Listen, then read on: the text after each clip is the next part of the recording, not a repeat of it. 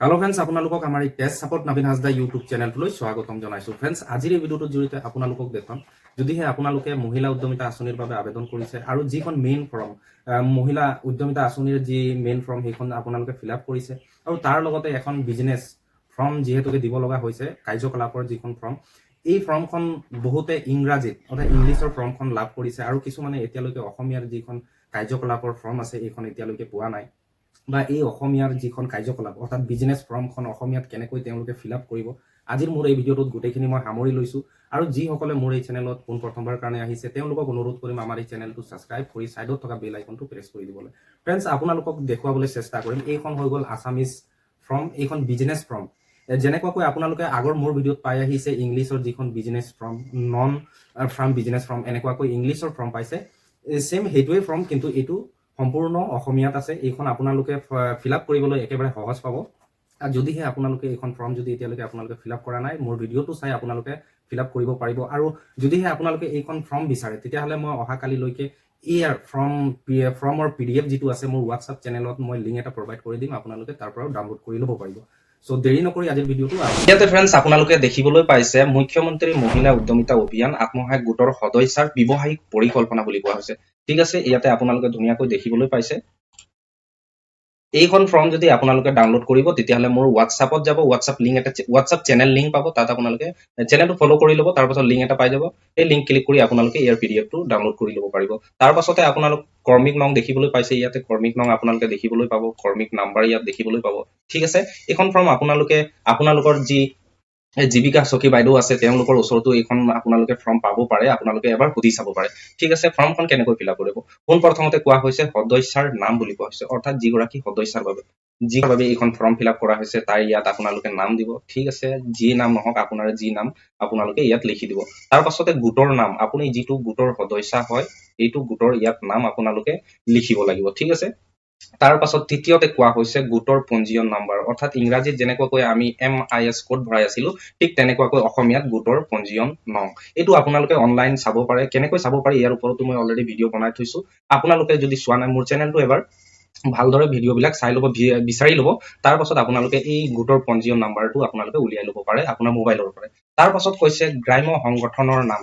ইয়াতে 4 number option যিটো আছে ফ্ৰেণ্ডছ, এইটো ময়ো এতিয়ালৈকে বুজি পোৱা নাই। আপোনালোকে যদি গম পায় মোক কমেন্ট কৰি জনাব। ঠিক আছে, ইয়াত কি কোৱা হৈছে গ্ৰাম্য সংগঠনৰ নাম কোৱা হৈছে, গ্ৰাম্য সংগঠনৰ নাম কি ভৰাব ইয়াত মই একো বুজি পোৱা নাই। আপোনালোকে যদি বুজি পাইছে আপোনালোকে মোক কমেন্ট কৰিব। ঠিক আছে, ফ্ৰেণ্ডছ ইয়াতে দেখিছে, আপোনালোকে দেখিবলৈ পাইছে পঞ্চায়ত। ইয়াতে আপোনালোকৰ যিটো পঞ্চায়ত হয়, পঞ্চায়ত অফিচ, সেইটো পঞ্চায়তৰ নাম আপোনালোকে ইয়াত লিখি দিব। ঠিক আছে, তাৰপিছতে 6 নম্বৰ অপশ্যনত আপোনালোকে দেখিবলৈ পাইছে 6 নম্বৰত বৰ্তমান কৰি থকা জীৱিকামূলক কাম কাজ, অৰ্থাৎ বৰ্তমান আপোনালোকে কি কৰিছে এই ইয়াত আপোনালোকক লিখি দিব লাগিব। বৰ্তমান আপুনি কি কৰি আছে, কুকুৰা পালন কৰি আছে নে ছাগলী পালন কৰি আছে নে কি কৰিছে আপোনালোকে ইয়াত লিখি দিব পাৰে। যদিহে আপোনালোকে দুটা তিনিটা কাম কৰি আছে, সাপোজ আপোনালোকে কুকুৰাও পালন কৰিছে বা গাহৰিও পালন কৰিছে আৰু ছাগলীও পালন কৰে, তেতিয়াহ'লে আপোনালোকে এই তিনিটাই ইয়াত লিখি দিব পাৰে, কমা দি আপোনালোকে লিখি দিব পাৰে। ঠিক আছে, তাৰ পাছত কোৱা হৈছে 7 নম্বৰত কোৱা হৈছে বাৰ্ষিক আয়। ইয়াত আপোনালোকৰ বৰ্তমানৰ বাৰ্ষিক আয় আপোনালোকে লিখিব লাগিব।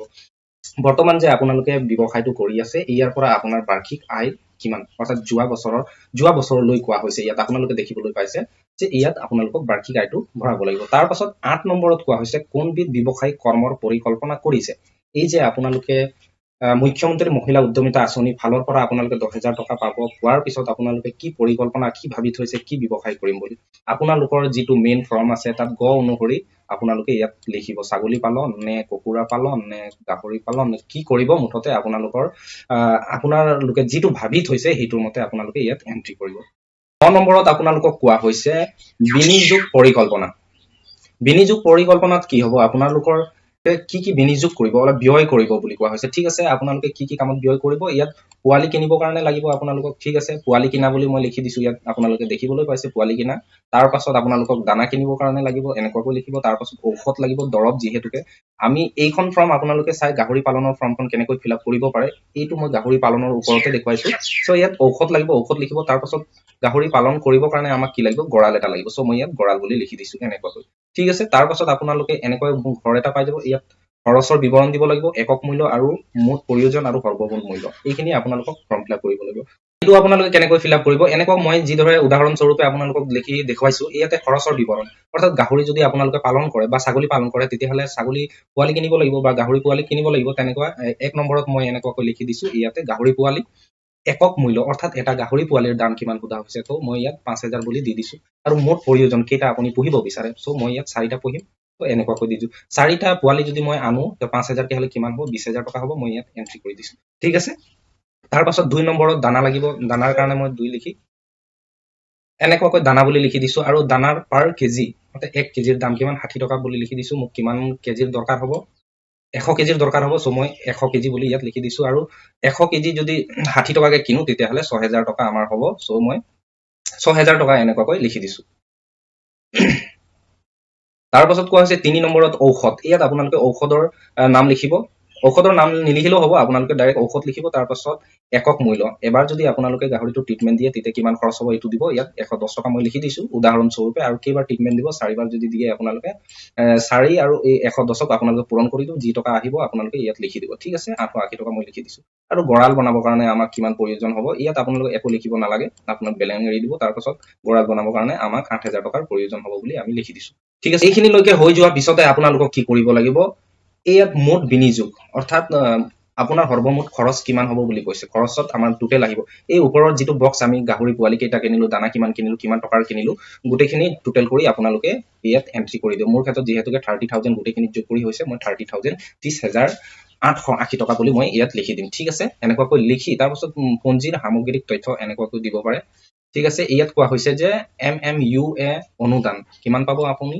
মুখ্যমন্ত্ৰী মহিলা উদ্যমিতা ফালৰ পৰা 10000 টকা নিজাপঞ্জী আপোনালোকে কিমান দিব ইয়াত এন্ট্ৰি কৰিব ঠিক আছে নিজাপঞ্জী আৰু চৰকাৰে দিয়া 10000 দুইটা মিলাই কিমান হ'ব ইয়াতে আপোনালোকক এন্ট্ৰি কৰিব লাগিব ঠিক আছে এন্ট্ৰি হৈ যোৱাৰ পিছতে আপোনালোকে সম্ভাৱ্য উৎপাদন টকাত বুলি কৈছে আপোনাৰ এই যে ব্যৱসায়টো কৰিব এই ব্যৱসায়ৰ পৰা আপোনালোকে কিমান ভাবি থৈছে ইনকাম হ'ব বুলি ইয়াত দিব আৰু তাৰ পাছতে কোৱা হৈছে গড় বিক্ৰীৰ মূল্য অৰ্থাৎ এটা যদি আমি গাহৰি বিক্ৰী কৰো তেতিয়াহ'লে এটা গাহৰিৰ দাম কিমান হ'ব পাৰে ইয়াত আপোনালোকে 14000 15000 16000 20000 যিমান গাহৰিৰ মূল্য আছে আপোনালোকে ইয়াত এন্ট্ৰি কৰিব পাৰে তাৰ পাছত মুঠ বাৰ্ষিক বিক্ৰী অৰ্থাৎ বছৰেকত আপোনালোকৰ লাভ কিমান হ'ব কিমান টকাৰ লাভ হ'ব আপোনালোকে টোটেল বাৰ্ষিক ইনকামটো আপোনালোকে ইয়াত লিখি দিব ঠিক আছে তাৰ পাছত প্ৰত্যক্ষিক বাৰ্ষিক আয় বুলি কোৱা হৈছে ঠিক আছে এটা প্ৰত্যক্ষিক বাৰ্ষিক আয়টো আপোনালোকে ইয়াতে লিখি দিব এনেকুৱাকৈ আপোনালোকে লিখিব পাৰে আৰু শেষত আপোনালোকে সদস্যাৰ চহী বুলি কোৱা হৈছে ইয়াতে আপোনালোকৰ চহী কৰি এইখন ফৰ্ম আপোনালোকে মুখ্যমন্ত্ৰী মহিলা উদ্যমিতা আঁচনিৰ যিখন মেইন ফৰ্ম আছে আবেদনৰ ফৰ্মখন সেই আবেদনৰ ফৰ্মৰ লগত এইখন বিজনেছ ফৰ্ম অৰ্থাৎ কাৰ্যকলাপৰ ফৰ্মখন লগত গাঁঠি দিব পাৰে